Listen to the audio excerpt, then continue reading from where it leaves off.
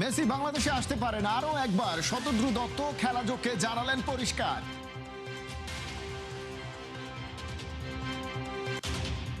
ভাঙা মনে ইউরোপের দুই জায়ান্ট মাঠে নামছে আবার। ইংলিশ রূপকথা না ফরাসি কাব্যগাথা, ওয়ার্ল্ড কাপ ব্রোঞ্জ তুমি কার? প্রেসিডেন্ট থেকে ডোনাল্ড ট্রাম্প ফুটবল অ্যানালিস্ট বনে গেলেন এবার। ডিফেন্সে কেন খেলে সেরা ইংলিশ ফুটবলার? মারাকানা ট্র্যাজেডি ভোলা হয়নি আর্জেন্টিনার। মেট লাইফে টানা দ্বিতীয় ট্রফি জিতে সেই ক্ষত সারাবে এবার।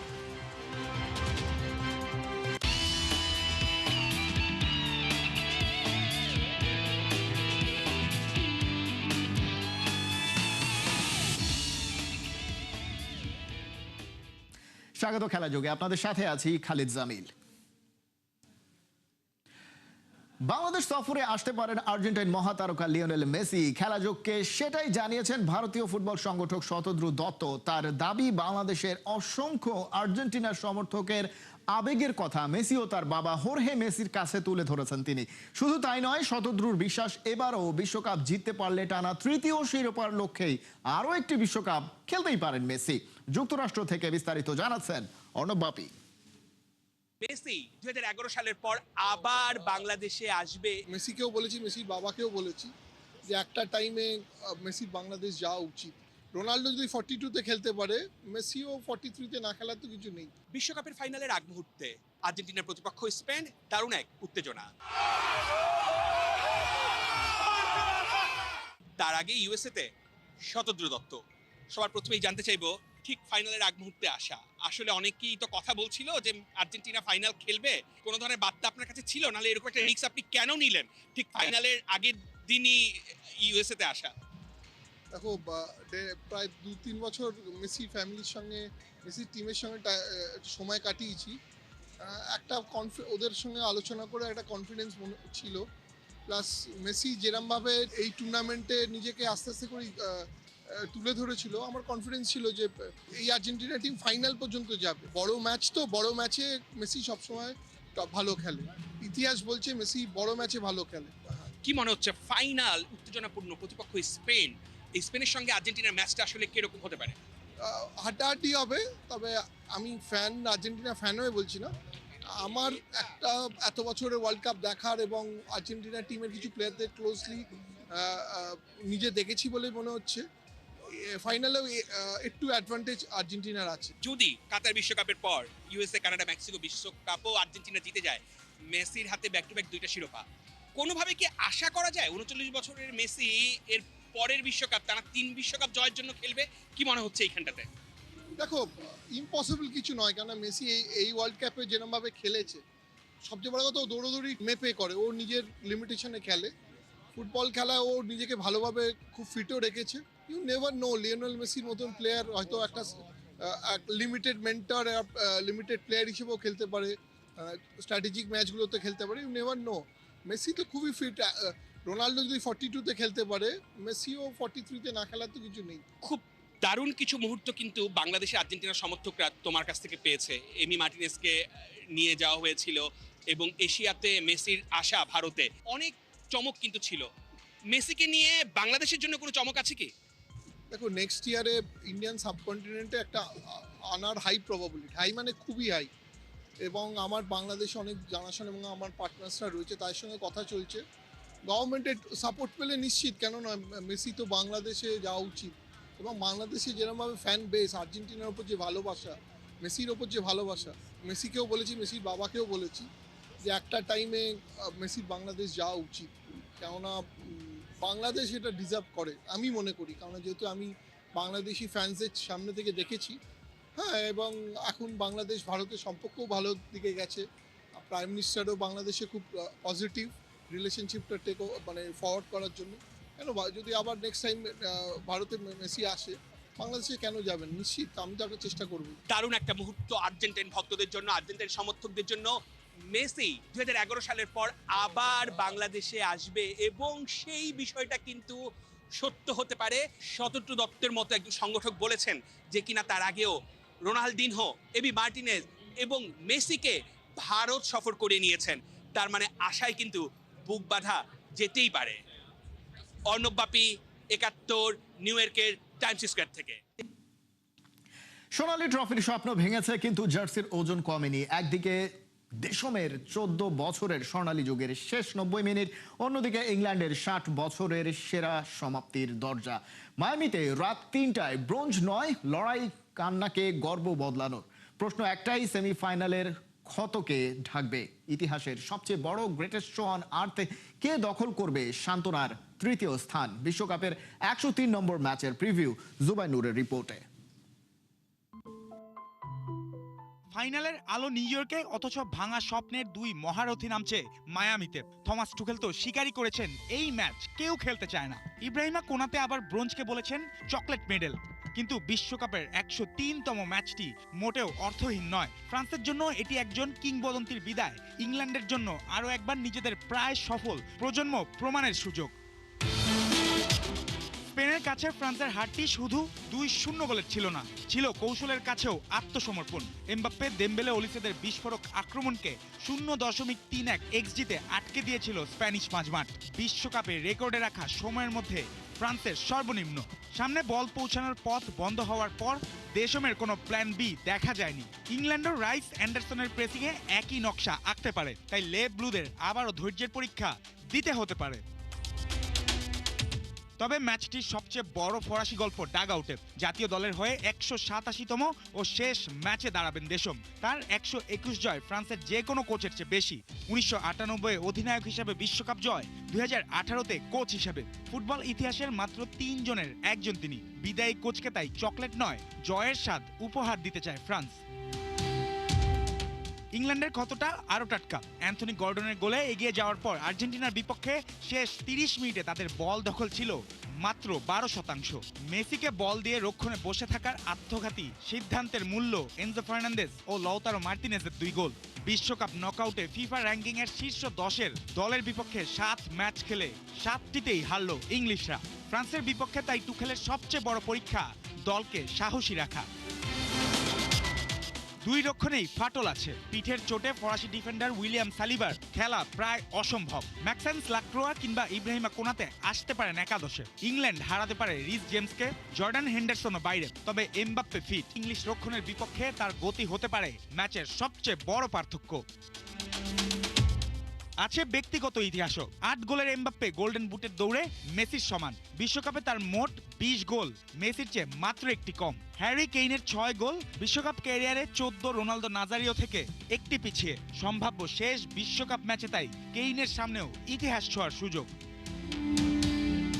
বিশ্বকাপে এটি দুই দলের চতুর্থ দেখা। 1966 ও 1982 সালে ইংল্যান্ড জিতলেও 2022 কোয়ার্টার ফাইনালে প্রতিশোধ নেয় ফ্রান্স। সব প্রতিযোগিতা মিলিয়ে শেষ 9 দেখায় ইংল্যান্ডের জয় মাত্র একটি।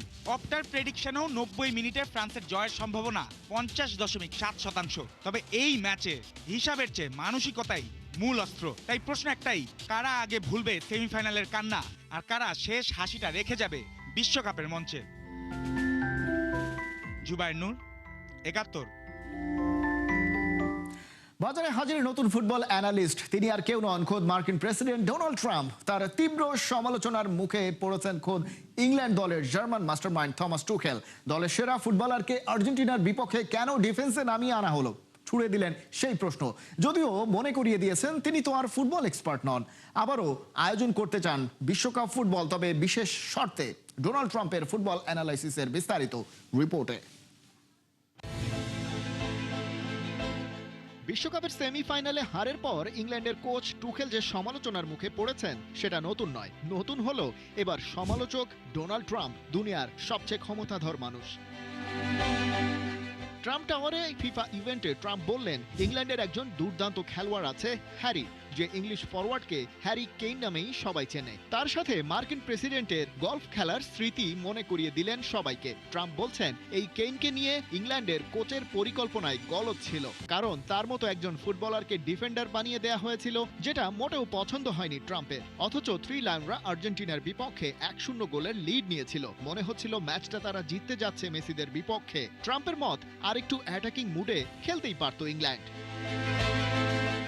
55 মিনিটে গর্ডনের গোলে ইংলিশরা এগিয়ে গিয়েছিল। তারপর টুখেল 3 জন সাবস্টিটিউট নামালেন ডিফেন্স আরও শক্ত করতে। কেইন মাঠে থেকেও আর্জেন্টিনার বক্সে একটা টাচও করেননি। তার কাজ ছিল বল ক্লিয়ার করা। এই সময় তিনি শট ব্লক করলেন, এরিয়াল ডুয়েলও লড়লেন। 85 মিনিটে সমতা, স্টপেজ টাইমের দ্বিতীয় মিনিটে আর্জেন্টিনার উইনিং গোল।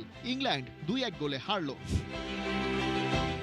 ডোনাল্ড ট্রাম্পের সমালোচনা ইস্যুটি এসেছে থমাস টুখেলের প্রেস কনফারেন্সেও। জার্মান কোচ জবাব দিলেন নিজের মতো করে। সাংবাদিক ট্রাম্পের মন্তব্য তুলে ধরতেই টুখেল বললেন, আপনি কি ডোনাল্ড ট্রাম্পকে সাক্ষী হিসেবে ব্যবহার করছেন? তারপর নিজেকে ডিফেন্ড করতে বললেন, ইংল্যান্ড দলটাকে মনে হচ্ছিল অনেক বেশি প্যাসিভ হয়ে যাচ্ছে। তাদের সাহায্য করতেই অমন পরিকল্পনার দিকে গিয়েছেন ম্যানেজার, যেটা কাজ করেনি শেষ পর্যন্ত। তবে দিন শেষে যেহেতু হ্যারি কেইনরা আর্জেন্টিনাকে হারাতে পারেনি, লিওনেল মেসিরা ওদের হারিয়েই ফাইনালে চলে গেছে। অথচ ইংল্যান্ড প্রথমে লিড নিয়ে দীর্ঘ 60 বছর পর বিশ্বকাপের ফাইনালে যেতে পারত। সেটা মিস করার দায়িত্ব টুখেলকে নিতেই হবে। কিন্তু ট্রাম্পের পয়েন্টটা ফেলা নয়। কেইনের ব্যাপারটা শুধু যে এই ম্যাচের সমস্যা তা নয়। 121 ক্যাপের ক্যারিয়ারে প্রশ্নটা বারবারই উঠেছে। তিনি ডিপে ডিফেন্সে নামেন, বল পান মিডফিল্ডে, বিল্ড আপে অংশ নেন, লং পাস দেন। হালান্ডের মতো একেবারে সামনে থাকেন না। এই ম্যাচে আর্জেন্টিনার বক্সে তার একটা টাচও ছিল না। আর্জেন্টিনার গোলে পিছিয়ে যাওয়ার আগে একটা মুভমেন্ট ছিল বলার মতো।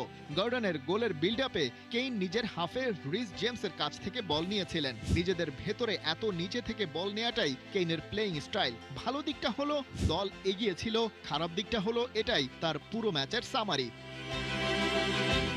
ওদিকে ট্রাম্পের আরেকটা কথা নিয়ে বেশ নাড়াচাড়া হচ্ছে। তিনি আরও একবার ফিফা বিশ্বকাপ আয়োজন করতে চান, তবে সেটা কানাডা আর মেক্সিকোকে ছাড়া। ফিফা প্রেসিডেন্ট জিয়ানি ইনফান্তিনো অবশ্য বলেছেন, চায়নাও বিশ্বকাপের একটা পসিবল ডেস্টিনেশন হতে পারে। আর ট্রাম্পের তাতে আপত্তিও নেই। প্লেয়াররা টুর্নামেন্টের মাঝপথে ছোটখাটো ফ্লাইট পেয়ে যাবে, যেটা ওদের ভালোই লাগবে।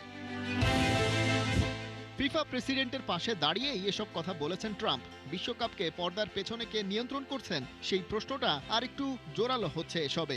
আর টুখেল ফাইনালে নেই, ট্রাম্প মঞ্চে আছেন। কেইন হয়তো আবার যাবেন গলফ কোর্সে। আর হ্যাঁ, যুক্তরাষ্ট্র থেকে চায়নার সবচেয়ে কম সময়ের ফ্লাইটটা হবে লস অ্যাঞ্জেলস থেকে বেইজিং এর। সময় লাগবে প্রায় 13 ঘন্টা যদি আপনি ননস্টপ এয়ারলাইন্স বাছাই করেন। খালিদ জামিল, একাত্তর।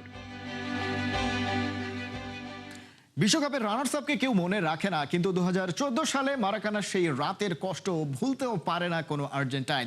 ব্রাজিলের মাটিতে থাকা হাজারো আর্জেন্টাইন এবার অপেক্ষায় মেসিদের নতুন ইতিহাসে। তাদের বিশ্বাস, স্পেনকে হারিয়ে ব্যাক টু ব্যাক চ্যাম্পিয়ন্স হয়েই ফিরবে লিওরা, মুছে দেবে মারাকানার কান্না। ব্রাজিলের রিও থেকে সেই গল্পই থাকছে হাসান সজীবের রিপোর্টে। নীল সমুদ্র, নীল আকাশ আর এই বাতাসে লুকিয়ে আছে ফুটবলের হাজারো গল্প। দাঁড়িয়েছি ব্রাজিলের ঐতিহাসিক রিও ডি জেনেইরোর কোপাকাবানা বিচে। 2014 সালে রিওর এই শহরে মারাকানা স্টেডিয়ামে আর্জেন্টিনা জার্মানির কাছে শেষ সময় বিশ্বকাপের ফাইনাল হেরেছিল। যে গল্প, যে সময়টা এখন আর ভুলেও মনে করতে চায় না কোনো আর্জেন্টাইন, কারণ এখনো বুকের বাপাশে তাদের ব্যথা অনুভব হয়। অনেকেই প্রশ্ন করতে পারেন, ব্রাজিলের মাটিতে এত আর্জেন্টাইন কি করে? যে জায়গাটা দাঁড়িয়ে আছি, এটা একটা পর্যটন এলাকা। এখানে তো অনেকে ঘুরতে আসেন ইউরোপ থেকে শুরু করে বিভিন্ন জায়গায়। এই যে সৌন্দর্য দেখতে পাচ্ছেন, এই সৌন্দর্যটা এই আর্জেন্টাইনদের কাছে আরো বেশি সুন্দর হয়ে উঠবে যখন আর্জেন্টিনা আরো একটা বিশ্বকাপ জিতবে। আর যে প্রশ্নটা করেছিলাম তার উত্তরটা হচ্ছে, যেহেতু লাতিন আমেরিকার দেশ, তাই অনেকেই ব্রাজিলের মাটিতে ব্যবসা করে থাকেন, চাকরি করে থাকেন। তারা তাকিয়ে আছেন কখন ম্যাচ শুরু হবে এবং তাদের প্রত্যাশা কি জানেন তো নিশ্চয়ই। তারা বলছেন যে নিঃসন্দেহে স্পেনকে একেবারে উড়িয়ে দিবে লিওনেল মেসি। বয়সটা হয়তো বা মেসির 39-এ ঠেকেছে, কিন্তু মেসির যে ছাঁচ, সেটা যেন সেই যে শুরুতে যেমনটা ছিল তেমনটা এখনো রয়ে গেছে।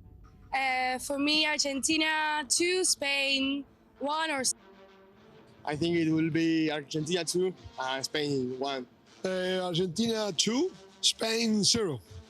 Zero. To Messi and Lautaro Martinez. আমার সামনে যাদেরকে দেখতে পাচ্ছেন তারা আর্জেন্টাইন, কিন্তু এই ব্রাজিলে তারা ব্যবসা করছেন। আর তার হাতে দেখতে পাচ্ছেন লিওনেল মেসি যে মাতে পান করেন সেটা। আমরা তাদের সঙ্গে কথা বলতে চাই।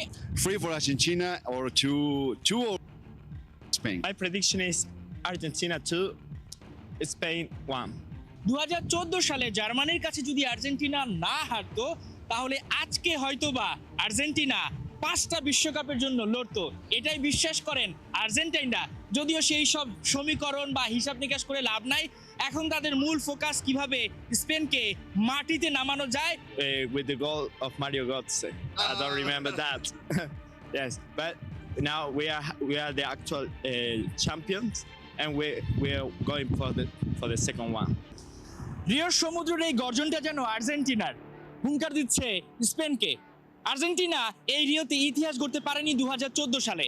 তবে এখানকার যত আর্জেন্টাইন আছেন তারা বিশ্বাস করেন খেলাটা আমেরিকাতে হলেও এখানে যারা ব্রাজিলিয়ান রয়েছেন তাদের মুখ বন্ধ করতে এবং ইতিহাসকে আরেকটু সমৃদ্ধ করতে আর্জেন্টিনা প্রস্তুত, এবং লিওনেল মেসির হাতে আরেকটা বিশ্বকাপ উঠতেই যাচ্ছে, সে বিশ্বাসটা তারা করতেই পারেন। হাসান সজীব, 71, রিও, ব্রাজিল। বিশ্বকাপের উন্মাদনা আছে আর্জেন্টিনাতেও। জায়ান্ট স্ক্রিন থেকে টিভির পর্দা, দৈনন্দিন কাজ চলছে ঠিকই, তবে তার মধ্যেও বুকের ভেতরে হাড় হিম করা একটা দুরু দুরু ভাব।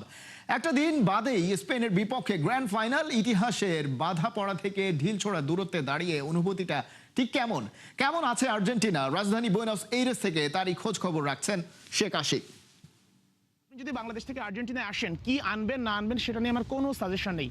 আমার সাজেশন থাকবে একটাই, এমন একটা লাল সবুজ পতাকা নিয়ে আসবেন এই আকাশি সাদা দেশটাতে। তাহলে আপনি বুঝতে পারবেন যে বাংলাদেশি হিসেবে কতটা গর্ব এই দেশটাতে আছে, তারা কতটা সম্মান করে, এবং বাংলাদেশের মানুষ যে ওই আকাশি সাদা পতাকাটাকে যেমন ভালোবাসে, ঠিক একই সঙ্গে আর্জেন্টাইনরাও এই লাল সবুজকে বুক থেকে সম্মান করে, শ্রদ্ধা দেয় এবং ভালোবাসে। 2022 বিশ্বকাপের সময় সোশ্যাল মিডিয়ার কল্যাণে সাধারণ আর্জেন্টাইনরা বাংলাদেশ সম্পর্কে জানতে শুরু করে, আর 26-এ এসে আর্জেন্টিনা ও বাংলাদেশের মধ্যে তারা কোনো পার্থক্যই দেখে না। রাস্তাঘাট কিংবা পার্কের কর্নার, কারো কাছে একটা বাংলাদেশের পতাকা দেখলেই হলো, ছবি তুলতেই হবে। পৃথিবীর বিভিন্ন দেশে প্রবাসীদের অনেক অবজ্ঞার হেয়ালি সহ্যের গল্প শোনা যায়, কিন্তু আর্জেন্টিনায় সবচেয়ে সম্মানের সাথে দিন যাপন করছে প্রবাসী বাংলাদেশিরাই। ব্যাপারটা দারুণ না? আগে আমাকে দেখলে বলতো তুমি কি ইন্ডিয়ান, আমি বলতাম না আমি বাংলাদেশ কোন জায়গা। বাংলাদেশ হিসাবে এখন অনেক সম্মান বেশি। যখন দেখে আমার ফ্ল্যাগটা আমার হাতে, বাংলাদেশি পতাকাটা, তখন ওরা অনেক বেশি গর্ব করে। আর্জেন্টিনা এখন আমাদের বাংলাদেশিদের যেমন দ্বিতীয় বাসস্থান হয়ে গেছে। খুবই আন্তরিক, মানে মনে হচ্ছে আমরা এখন আর্জেন্টিনায় থাকি, কিন্তু বাংলাদেশ আর আর্জেন্টিনা মনে হচ্ছে এখন একটাই দেশ। যদি আমি একটা কফি খেতে যাই, ওরা তারপর আমি বলি আমি হলো বাংলাদেশের, আমি বাংলাদেশের থেকে এখানে এসেছি, আমি এখানকার নাগরিক, কিন্তু আমার দেশের হলো বাংলাদেশের, তারা আমার থেকে টাকা নিতে চায় না। আর্জেন্টিনা দেশটা চমৎকার, এখানে বাংলাদেশিরা দারুণভাবে বসবাস করে, তাদেরকে খুবই সম্মান করে আর্জেন্টাইনরা, এবং আর্জেন্টাইনদের লাইফস্টাইল খুব চমৎকার। মানে একেবারে ভোরবেলা ঘুম থেকে ওঠে, সকালে কাজে চলে যায় এবং সন্ধ্যার মধ্যে মোটামুটি দোকানপাট সব ক্লোজ হয়ে যায়। কিন্তু এইখানে একটা সমস্যা আমার কাছে মনে হয়েছে, টাকার মানটা অনেক কম। অর্থাৎ বাংলাদেশের 100 টাকা সমান আর্জেন্টাইন 1500 টাকার মতো আশপাশে। অর্থাৎ এই মুদ্রাস্ফীতি ছাড়া আর্জেন্টিনায় এখন পর্যন্ত আমি কোনো সমস্যা দেখিনি। এত চমৎকার দেশ, সবকিছু চমৎকার, মানুষগুলো খুবই ভালো, বাংলাদেশিদেরকে প্রচন্ড সম্মান করে। প্রাকৃতিক সৌন্দর্যের জন্য আর্জেন্টিনা কিন্তু চমৎকার। এখানে একটু পরপরই পার্ক, এবং সেই পার্কে বিকালে মানুষজন হাঁটাহাঁটি ঘোরাঘুরি করে এবং তারা বেশ এনজয় করে। এখানে আর্জেন্টাইনরা খুবই স্বাস্থ্য সচেতন, যে কারণে পার্ক, সুইমিং পুল সহ বিভিন্ন যে সকল প্রাকৃতিক জায়গা তৈরি করে রাখা হয়েছে, যেখানে শরীরচর্চা এবং একই সঙ্গে মনের যে তৃপ্তিটা সেটা মেটানো যায়, এই ব্যাপারটা কিন্তু আমরা বাংলাদেশে আসলেই মিস করি। এর পেছনে কারণ অবশ্য একটা আছে। আয়তনে প্রায় 19টা বাংলাদেশের সমান আর্জেন্টিনা, অথচ সেই আর্জেন্টিনার চেয়ে বাংলাদেশে প্রায় 4 গুণ মানুষ বেশি বসবাস করে। আমরা যারা আর্জেন্টিনাকে চিনি কেবলমাত্র ফুটবলের কারণে, সেই দিয়েগো মারাদোনা থেকে আজকের লিওনেল মেসি, মাঝে কেরেসপো, সোরিন, আয়ালা, সেভিওলা, অনেক তারকা গেছেন এসেছেন, কিন্তু আর্জেন্টিনা শুধুমাত্র ফুটবলের জন্য নয়, এখানকার প্রাকৃতিক সৌন্দর্য বলি কিংবা মানুষের নিয়মতান্ত্রিকতা কিংবা একেবারে ভোরবেলা ঘুম থেকে ওঠা, বিভিন্ন বিষয় আসলে আমরা অনুকরণ করতে পারি। দিন শেষে একটা কথাই বলবো, আর্জেন্টাইনদের কাছ থেকে কিংবা আর্জেন্টিনা দেশটা থেকে আমাদের অনেক কিছু শেখার আছে, অনেক সৌন্দর্য উপভোগ করার ব্যাপার আছে। যাই হোক, আর্জেন্টিনার আরও অনেক বিষয় আমরা জানার চেষ্টা করব। আজকের মতো বিদায় নিচ্ছি। Sheikh Ashiq, 71, Buenos Aires, Argentina. বাংলাদেশের আর্চারির প্রতিষ্ঠাতা কাজী রাজিবউদ্দিন আহমেদ চপলকে আর্চারি ফেডারেশনের নতুন সভাপতি হিসেবে দায়িত্ব দেওয়া হয়েছে। 3 মাসের জন্য তাকে এই দায়িত্ব দিয়েছে জাতীয় ক্রীড়া পরিষদ। এর আগে আর্চারি ফেডারেশনের সাধারণ সম্পাদক, বিশ্ব আর্চারি এশিয়ার সভাপতির দায়িত্ব পালন করেছেন চপল। অন্তর্বর্তীকালীন সরকারের গঠিত ক্রীড়া ফেডারেশনগুলোর অ্যাডহক কমিটি ভেঙে নতুন কমিটি ঘোষণা করেছে বর্তমান সরকার। প্রথম দফায় একসঙ্গে 27টি ফেডারেশনের কমিটি ভেঙে নতুন অ্যাডহক কমিটি গঠন করা হয়েছে, যেখানে জাতীয় ক্রীড়া পুরস্কার প্রাপ্ত সংগঠক কাজী রাজিবউদ্দিন আহমেদ চপলকে আর্চারি ফেডারেশনের অ্যাডহক কমিটির দায়িত্ব দেওয়া হয়েছে। দায়িত্ব নেওয়ার পর চপল জানিয়েছেন তার স্বপ্ন একদিন বাংলাদেশকে অলিম্পিকে পদক এনে দেয়া।